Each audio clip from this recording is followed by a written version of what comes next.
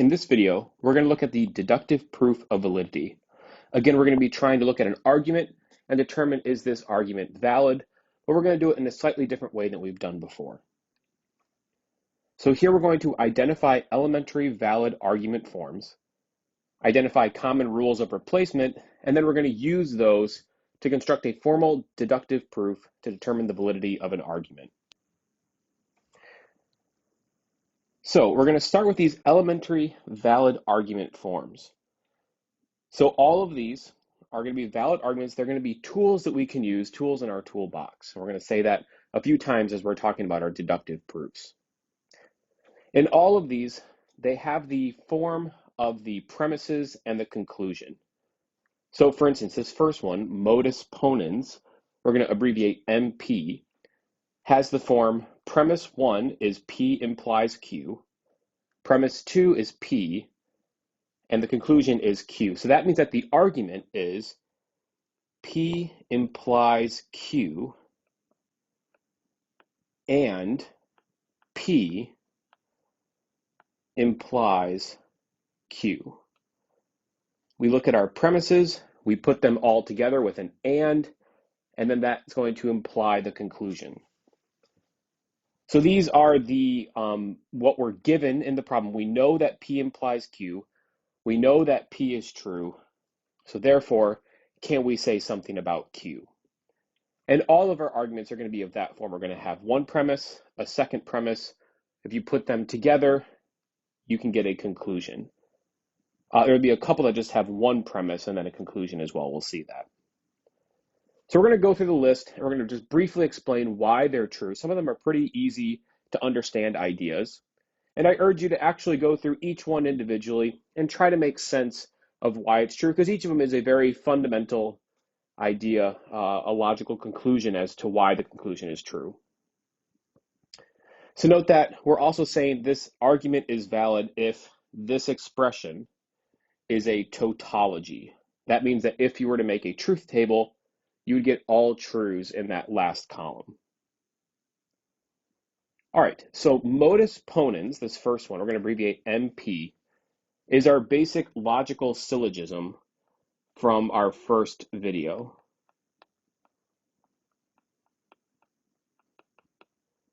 This is the first thing that we kind of looked at. It says, if P, then Q. So if we have P, we must have Q. It's just showing the power of the conditional P implies Q. And again, there's not much that we're saying there. It's a very simple kind of idea. Modus tollens, MT, is the exact same idea with the added thing that we have P implies Q is going to imply that not Q implies not P. That is, we are using the contrapositive here.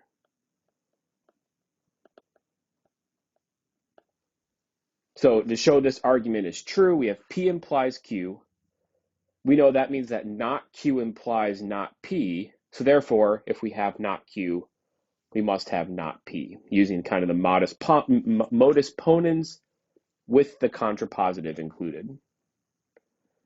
Next one, hypothetical syllogism, HS, says that if P implies Q and Q implies R, we have P implies R. And this is kind of an idea of the transitive property.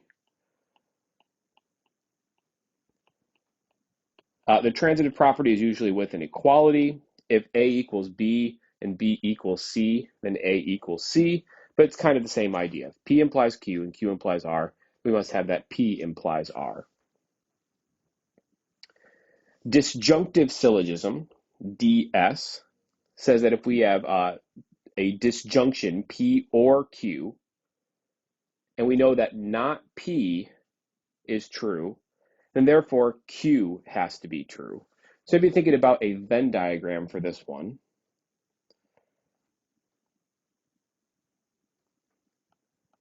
we have P or Q. We can shade with this. That's going to be P or Q. And we know that if P is not true, so it has to be the opposite of P, then we must have that Q is true. That means that our X, whatever it is, let's put it in red, has to be in that crosshatch right there. All right, constructive dilemma, CD, says, if P implies Q and R implies S, and we have the fact that P or R is true, so we have P implies Q, R implies S. We have both of those. And we know that at least one of P or R are true, then that means that at least one of Q or S are true. Both of those conditionals are true. If at least one of the antecedents are true, at least one of the consequences has to be true. 4 more, these are a little bit simpler here. Absorption says if P implies Q, therefore P implies P and Q. And what's that saying is that if you have this conditional and you have the antecedents true, then you must have that both the antecedent and the consequent are true.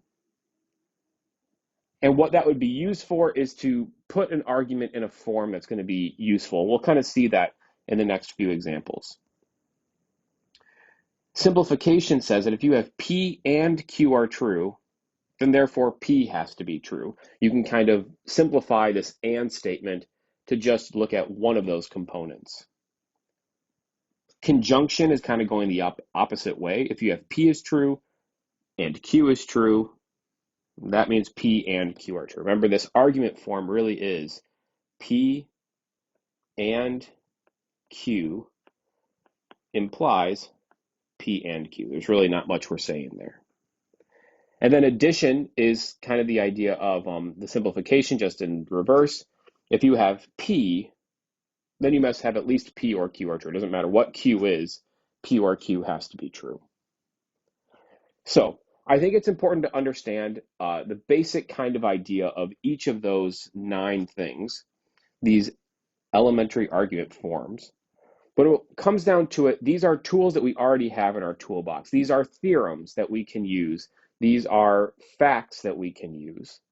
And we're going to use these 9 forms to show that other arguments are correct. These are the building blocks to show that other arguments are going to be correct. So we'll come back and reference these pages a few times in this lecture. But let's move on to an example.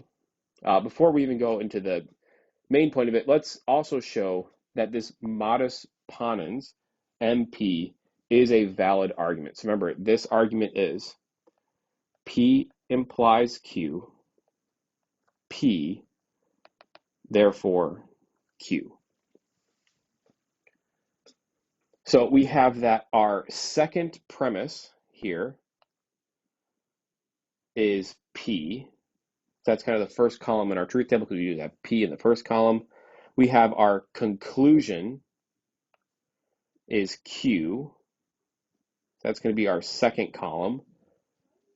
We have P or Q, or sorry, P implies Q is our first premise.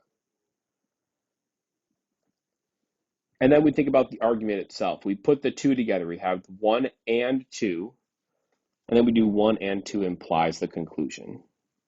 So let's do this truth table. P implies Q. We have vacuous truth in the 3rd and 4th rows because the antecedent is false. Then we have true in the first column or first row because they're both true, the consequent and the antecedent. And we have false in the second.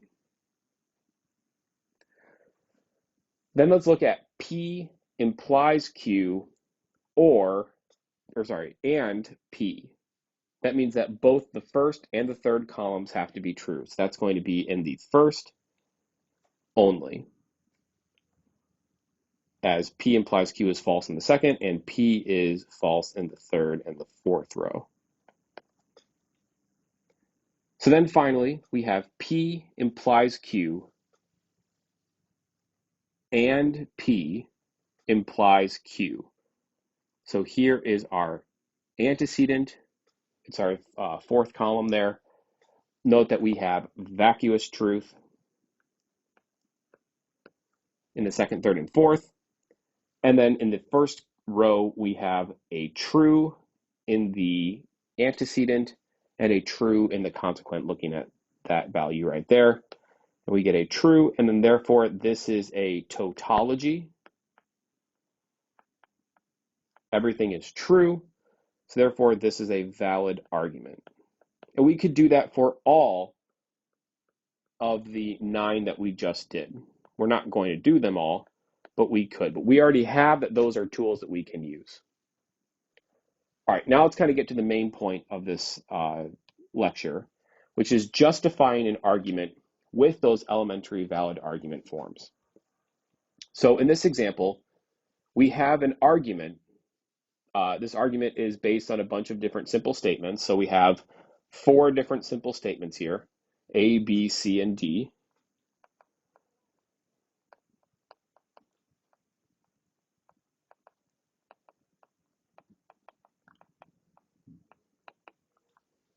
And we have 4 premises, 1, 2, 3, and 4, and then a conclusion.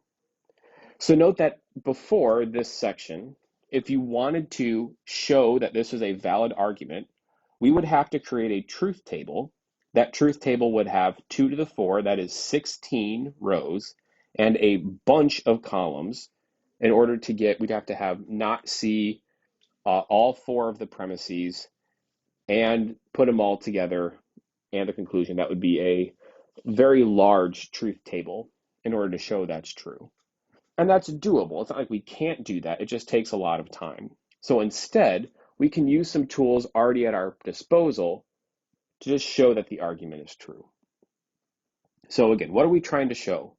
We're trying to show that given these hypotheses, given these 4 premises, can we show that D must be true? Or that they imply D? So we'll go through this one kind of step by step. We'll do a few more examples in this video. So using premise 1, A implies B, and premise 2, B implies C, we can conclude that A implies C using the hypothetical syllogism. This is our idea of the transitive property. That was if P implies Q and Q implies R, therefore P implies R. So here we're just replacing P, Q, and R with A, B, and C. But if A implies B, B implies C, then A implies C. So note that we're going to use this notation here. We have a 5th premise now that A implies C. We've shown that that's true. We've shown that's a part of what we can use.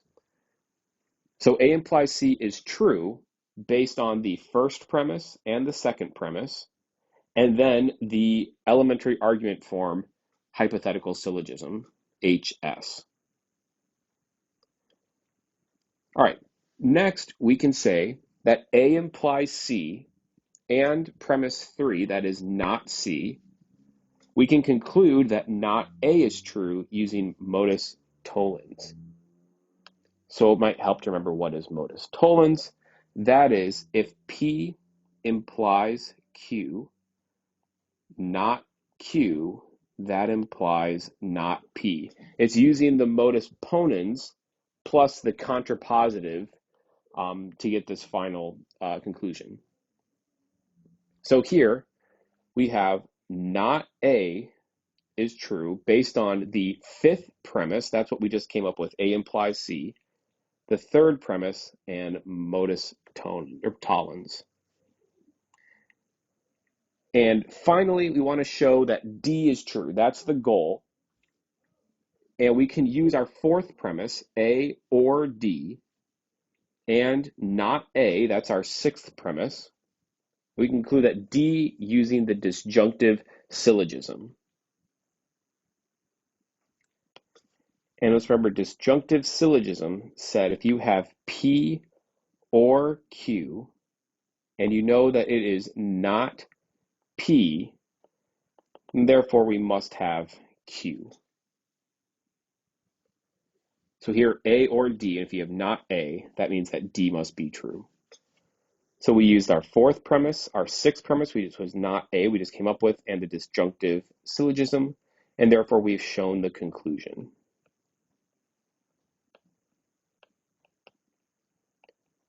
So that is what we're going to do for the next couple examples too. We're going to be having this lengthy argument, or maybe it doesn't have to be so lengthy, but this argument, we're going to use our predefined building blocks of arguments to show that that's going to be true. We could do this with the truth table again, but it would be large and it would take a long time.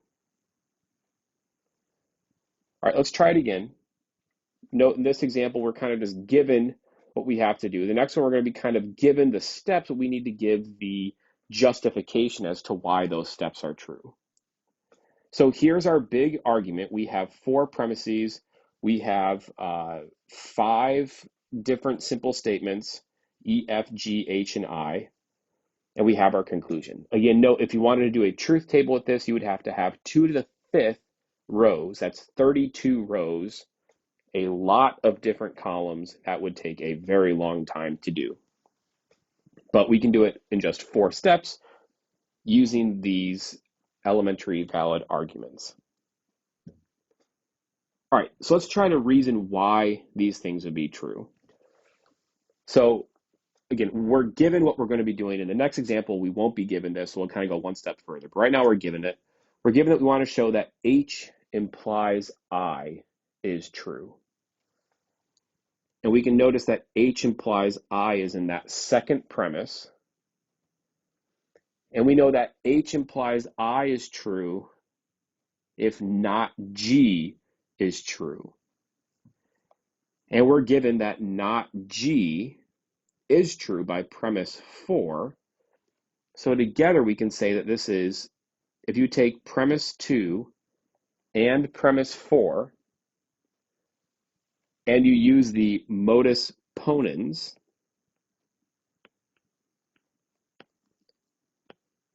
again, that was P implies Q, that's like premise 2, and P, that implies Q. Not G here is the P, H implies I is the Q. There's our modus ponens, and there is our justification as to why H implies I is true. So now this is our 5th premise that we can use for the rest of our argument. So the next thing I want to show is E implies F and H implies I. So note that we've just shown that H implies I is true, and we are given E implies F is true. So therefore we can say our first and our 5th premise, if we put those together, then we can use the conjunction argument to show that's true. Conjunction says if you have P, Q, then you have P and Q.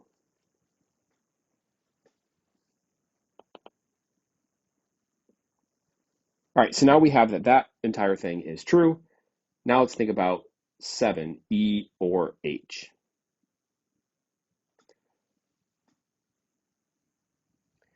And we can see E or H in premise 3. We haven't used premise 3 yet, so that's also maybe a good indication that's going to be something. And we have that premise 3 says G or E or H. But we also know that not G is true. And if we put those two together, 3 and 4, with the fact, and we'll put a name to it in a second, again, this idea that we have P or Q, but we know that not P is true, then we must have that Q is true. This is our disjunctive syllogism.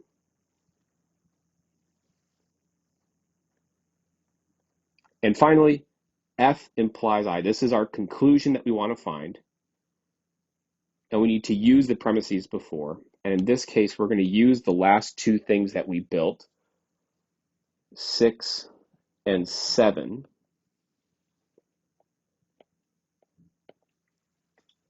And let's think about why those two will work together.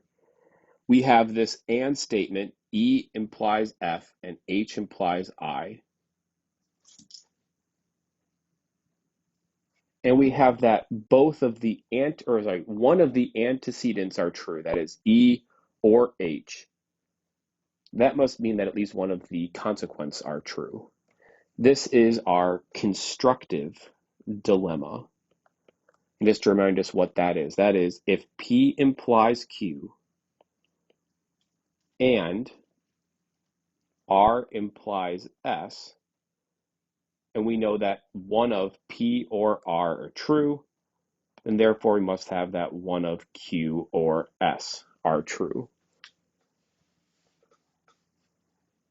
So note that when you're doing a problem like this, you don't need to write, all of these little things here, right? This is just to remind us what those are. All we have to really give is that we're using modus ponens and conjunction and disjunctive syllogism and constructive dilemma. And these are just tools that we can use and apply them to the problem. And this is what deduction is, this deductive argument. We're given this general form of an idea, we're applying it to a specific scenario. So let's do one more problem, but before we do that, let's introduce a few replacement rules. These are going to be things that we can do to make something a little bit easier to deal with. And it's really to deal with negations. As sometimes negations can make things much more tricky, but they can be dealt with in a couple very easy ways. The first one, and it's kind of not in maybe order, but the easiest one to understand is this double negation. You may have at some point something pops up as not P. And instead of saying that, we could just simplify that to just P itself. That's not really an elementary argument form, but it's just a way to replace a statement with something else. We also have negations of conjunctions and disjunctions. That's De Morgan's laws. That you might have something of the form not P and Q or not P or Q. You can write that as not P or not Q or not P and not Q. Or maybe the other way around. And that could be just to change an expression into something else so that we can use one of our elementary argument forms.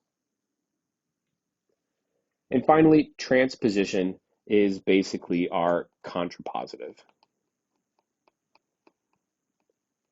That it may be very useful to write P implies Q as not Q implies not P, or vice versa. These are equalities, and we can replace one with the other at any point. All right, so now we have our 9 elementary argument forms, these 4 replacement rules, 2 of which are De Morgan's laws, and we're going to use all of those together to show that an argument is valid. And this time we're not going to be given the step-by-step procedure of what steps we need to take. So, create a formal proof of validity for the following argument. We have 4 premises, J, K, M, and L. We have two premises, 4 simple statements, and then our conclusion. Note that would be a large truth table we'd have to do. We're just going to use a few steps to get to the answer. So let's talk about what those steps are and how can we sort of determine how we can get to the answer. This is the really difficult part of this section, is doing a problem like this. It's something when you're given the steps and just show why they're true, it's a lot harder to come up with the steps on your own. But let's try to do it ourselves. And there's going to be a strategy we're going to try to use here. There are 2 things that we need to show in our conclusion. We need to show that M is true and not J is true. And if we can show that both of those are true, we can use the conjunction argument to put them together. So we can almost do our last step is going to be the premise with M and the premise with not J, and we're going to use conjunction there. And this is actually a very common sort of way to think about a deductive argument. You need to know what you're trying to show. Maybe you can think about what's the last step. You may know the first step and the last step, and then try to just fill in the middle, right? And you think about, if you're deducing, you're trying to solve a crime or something, you might also be doing that. You don't necessarily have to go one step to step two to step three to step four. You may know what you're trying to get to. You try to fill in the middle some way. So that's what we're going to do. We're going to try to show M and not J individually, and then put them together with conjunction. All right, so let's think about M first. How can we show that M is true? Well, we have not J and K. Let's just think about some things that we could do. We could replace this statement with not J and not K. Just thinking about the De Morgan's laws.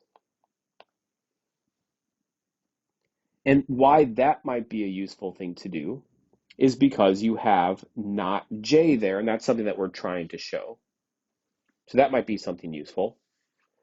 Also thinking about negations, we might be able to do a transposition here. That is to write this as not J implies not L implies not M, which we'd be able to write as not J or not L implies M. That's going to be not J or L implies M. Why might that be a useful thing to do? Well, we have a not J in there and an M. We're trying to see there's some pieces that we can kind of put together. All right, so could we use those three things to kind of get M or not J together? And note what we're doing right now is like is scratch work. We're just trying to kind of play around with some stuff, put some tools, apply them to the problem, and then see what kind of pops out. And just doing some basic replacements, dealing with the negations and maybe making them a different way, we've now come up with two expressions that involve not J and M when our first two premises did not even, have those specific components in there. And at this point, we're actually almost done. Really, from this first thing, we already have not J is true, since that's a conjunction. And since not J is true, we'll be able to use this conditional. Since we have at least one of the antecedents are true, that means that the consequence is going to be true. All right, so all of that being said, this is all just scratch work. But now let's kind of put it together and try to follow our nose. And if we run into a difficulty, we can go back and try to find something else.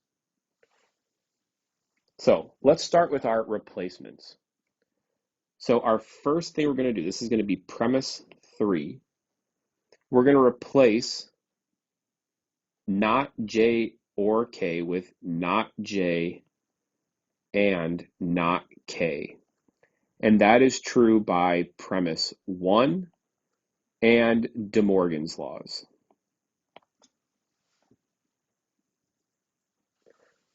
Then we can say that by transposition, we have not J and not L implies not M. This is by premise 2 and transposition. That is our contrapositive. We're flipping the order of the conditional and then putting negations on both of them. Then we're going to simplify that statement. So we could write this as not J. Actually, let's do not J and not L implies just M.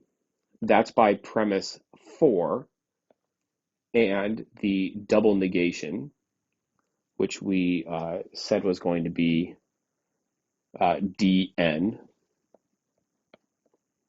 double negation.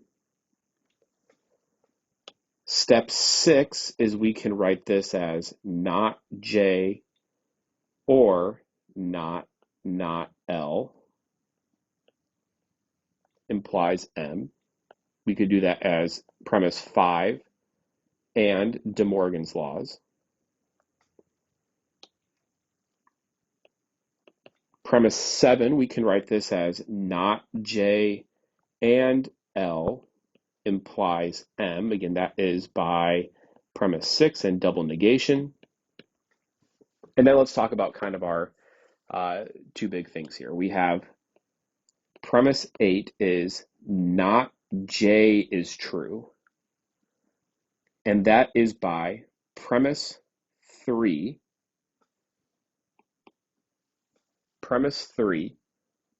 and the fact that we have conjunction,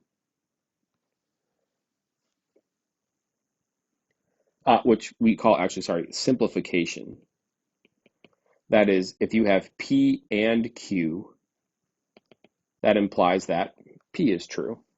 Since we have not J and not K, we have that not J is true.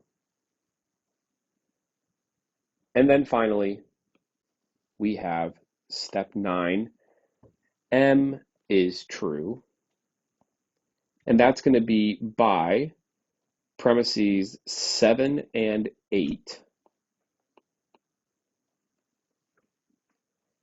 And our fact that we have not J or L implies M. Since not J is true, and actually I think, so here we go. None of the elementary argument forms actually work for that idea. We actually need one more step in between here. We need to show that L is true. L is true based on the fact that,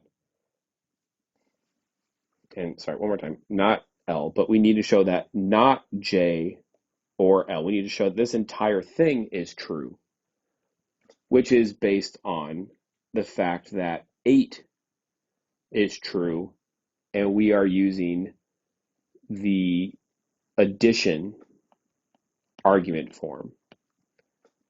That if you have P is true, then therefore P or Q is true. And then finally, we can now show M is true. This is now by 7 and 9. Since not J or L is true, then this is by modus ponens. So then we know our last step. We'll erase it and write it formally. Step 11 says that our conclusion is true based on 8 and 10 and conjunction. So that is not an easy problem at all. In fact, it's definitely the hardest problem we've had to do so far in this course. But let's talk about kind of how we got to it one more time, just a basic kind of recall everything. We know our conclusion, M and not J. And we talked about how instead of thinking about that as one big thing, let's start from the end and say, if I can show M and not J separately, I can put them together with conjunction. So we kind of had the end of we had a goal to get to the whole time. 2 goals actually, get M and not J. Then all I did is just play around with the 2 expressions. I didn't even know if it would work. I just played around with it and found 2 expressions that involve the 2 things that I'm trying to show. And that was the first 5 steps that we did, was really just rewriting that, getting rid of all of the negations and writing it in a nicer way. Then came some kind of difficult parts. How do I kind of show not J and M. And one of them, not J, kind of came right from it. It's just one step down. That's just like looking at the tools in the toolbox and showing which one kind of works. And then you kind of saw me rewrite it a few times, which is expected almost. How do I show M is true? I know I had to use, something about step 7 there, premise 7, but I was kind of getting, I had to think about what's the right premise to use with that. And I'm like, well, just the fact that not J is true is not enough. Not the fact just L is true enough. I need that both are true, or that the or is true. And then I can use modus ponens. And it's just about playing around with it and making sure that you're using the tools exactly. And here is a deductive proof of argument.